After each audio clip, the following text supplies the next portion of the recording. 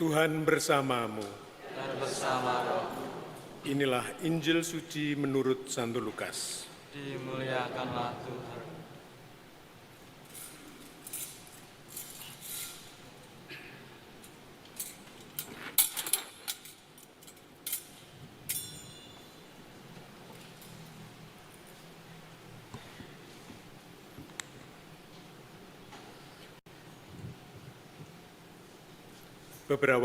Beberapa waktu sesudah kedatangan malaikat Gabriel, bergegaslah Maria ke pegunungan menuju sebuah kota di Yehuda. Ia masuk ke rumah Sakaria dan memberi salam kepada Elisabet.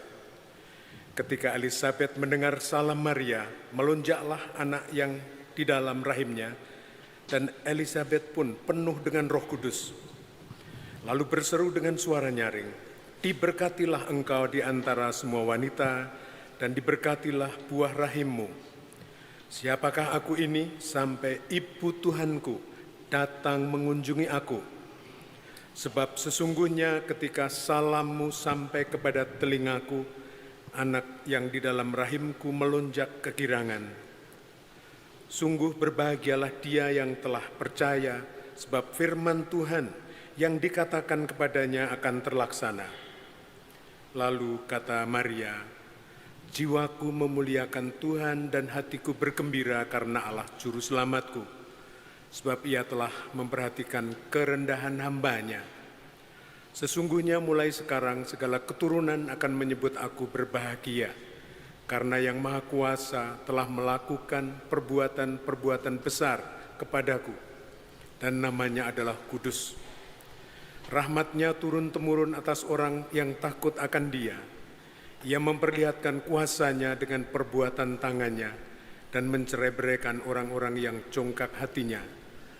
Ia menurunkan orang-orang yang berkuasa dari tahtanya dan meninggikan orang-orang yang rendah. Ia melimpahkan segala yang baik kepada orang yang lapar dan menyuruh orang yang kaya pergi dengan tangan hampa.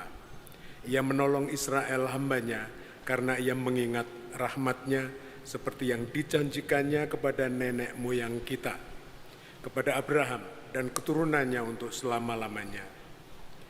Kira-kira 3 bulan lamanya Maria tinggal bersama dengan Elisabet, lalu pulang kembali ke rumahnya. Demikianlah sabda Tuhan. Terpujilah Kristus.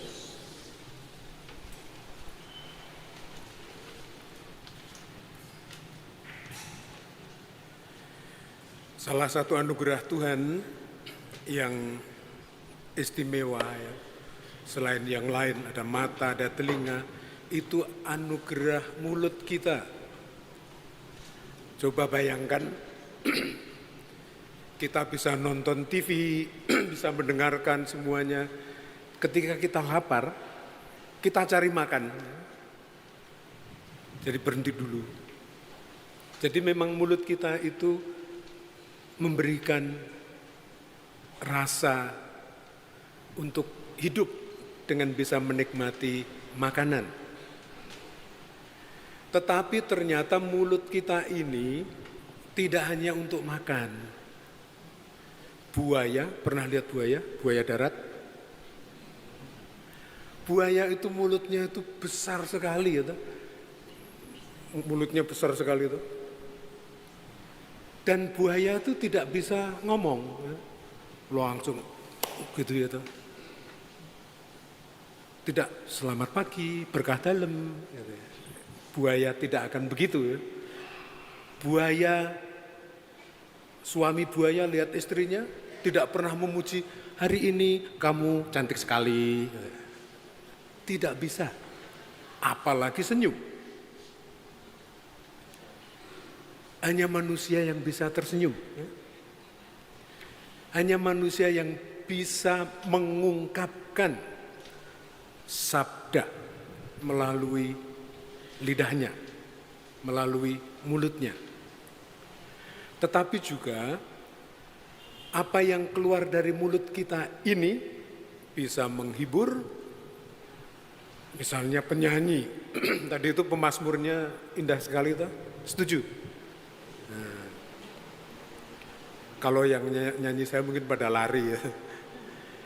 Tapi mulut kita itu juga bisa menyakitkan.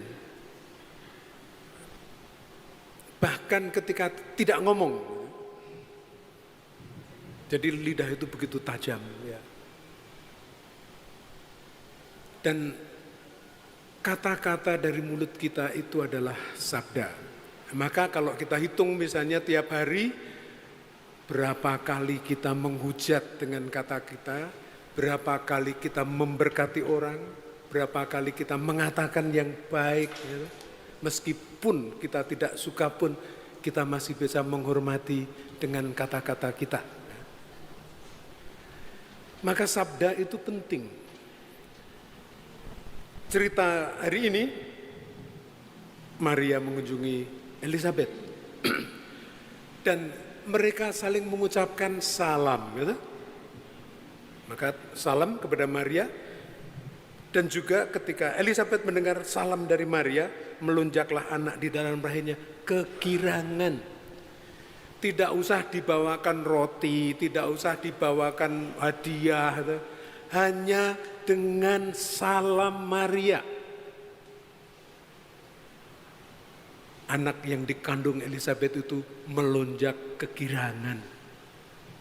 Betapa kata-kata itu luar biasa. Kita sering mengalami ketika orang memberikan apresiasi dengan kata-kata untuk kita. Nah, sabda itu sangat penting. Sampai kalau kita merenungkan Allah menjadi manusia itu adalah sang sabda menjadi manusia. Firman menjadi manusia dengan kuasa Roh Kudus. Maka hari ini kita belajar dari Bunda Maria. Sangat sederhana menyampaikan salam. Saya itu senang sekali ketika melihat siswa De Brito. Pagi-pagi ketemu pegawai, ketemu kita. Kadangkala saya sedang memberi makan anjing, saya punya 3 anjing yang menyenangkan. 1 munyuk, 3 anjing. Baru sibuk, tapi siswa De Brito lewat itu. Selamat pagi Romo. Gitu ya. Jadi tidak cuek. Itu bagi saya menyenangkan, saya tengok. Pagi, gitu. Sehat, sehat. Hanya seperti itu saja bagi saya De Brito itu sangat ramah. Nah, coba bayangkan siswa-siswa De Brito datang, semua diam. Lihat orang nyapu, diam. Pasti suasananya lain. Hanya dengan mengungkapkan sesuatu. Atau kalau kita mendapat sesuatu lalu dijawab, terima kasih. Orang sedang sibuk ngobrol, terus maaf. Orang mau pulang, Romo saya pulang dulu ya. Tidak langsung pergi gitu ya. Jadi kata-kata itu sangat penting. Sang sabda menjadi manusia. Ini semua hari ini yang kita dengarkan adalah ungkapan sabda, ungkapan kata-kata Maria ketika bersyukur. Karena Maria sangat rendah hati, diangkat oleh Tuhan. Jiwaku memuliakan Tuhan dan hatiku bergembira karena Allah, juru selamatku. Dan yang berbuat besar itu Allah, bukan Maria. Maka kerendahan hati Maria itu penting. Kalau kita sedang kaya, jangan sombong. Lebih baik rendah hati. Kalau kita sedang pinter, jangan sombong. Kalau kita sedang wah, jangan sombong. Karena kehidupan manusia itu selalu berubah. Di saat-saat kita merasakan membutuhkan orang lain, kata-kata orang lain itu penting sekali yang menghibur. Nah, coba kalau sabda yang keluar dari berbagai mulut teman kita itu adalah ngerumpi, gosip, menggosipkan kita. Gitu. Wah, ibu itu punya pacar lagi. Gitu. Nah, itu kan semuanya sabda-sabda ya. Lah apa kita juga akan seperti itu ya. Maka belajar dari Bunda Maria yang paling dalam itu sebenarnya bagaimana Bunda Maria mengungkapkan isi hatinya di dalam kata-katanya. Maka ketika di Kana anggur habis, Bunda Maria itu juga mengatakan, Yesus anggurnya habis. Itu kata loh. Tapi kata itu luar biasa. Per Mariam ad Yesum. Ya. Dari Maria sampai kepada Yesus. Yesus anggur habis. Dan Bunda Maria juga bersabda kepada para pembantu yang di rumah itu. Lakukan apa yang dia katakan. Yang dia katakan. Yesus mengatakan apa? Penuhilah tempayan-tempayan ini dengan air. Ya? Dan air menjadi anggur. Itu karena ada sabda. Maka bagaimana kita menasihati anak-anak kita? Apakah dengan marah-marah terus? Apakah dengan mendiamkan? Atau apakah dengan mendoakan?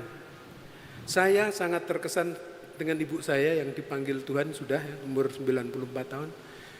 Malam-malam saya belum tidur, tapi memang dalam posisi tidur. Ibu biasanya bangun malam, tengah malam berdoa. Dan doanya itu selalu dikatakan meskipun berbisik-bisik gitu. Dan saya dengar, Gusti kula nyuwun supados pitoyo dipun timbali dados Rama. Tuhan, saya mohon supaya pitoyo dipanggil menjadi imam, menjadi Romo, menjadi pastor. Dan itu saya masih kecil. Dan saya ingat, kenapa yang disebut kok saya? Ternyata memang dari persembilan kita yang jadi Romo cuma saya. Itu kekuatan sabda. Sangat sederhana. Ibu bangun tengah malam, berdoa panjang, rosario.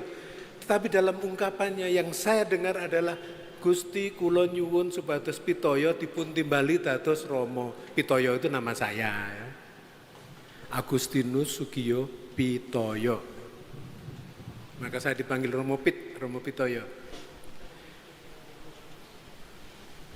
Ibu begitu berbahagia ketika saya ditahbiskan jadi imam. Nah, meneladan Bunda Maria tidak usah jauh-jauh dari apa yang sering kita ucapkan. Tadi bacaan yang kedua itu dari surat Rasul Paulus kepada jemaat di Korintus, itu juga kata-kata yang ditulis. Kristus telah dibangkitkan dari antara orang mati sebagai yang sulung dari orang-orang yang telah meninggal. Maut dari satu orang, bangkit dari satu orang. Sabda Paulus ini sangat menguatkan kita. Kita berpegang pada Yesus, satu orang. Dan juga bacaan pertama itu dari kitab Wahyu. Di sana Yohanes melihat dan itu disabdakan. Dan yang paling menyolok di sana adalah wanita melahirkan dengan penderitaan. Itu tabut perjanjian. Itu Bunda Maria. Maka semoga pesan mengenai kata-kata kita yang sering menyakitkan orang kita kurangi. Penderitaan hidup kita ternyata juga dibawa oleh Yesus sehingga kita menyerahkan penderitaan, keluh kesah keluarga kita pada Yesus. Dan ketika kita diberi kesuksesan, jangan sombong, rendah hati seperti Bunda Maria. Amin.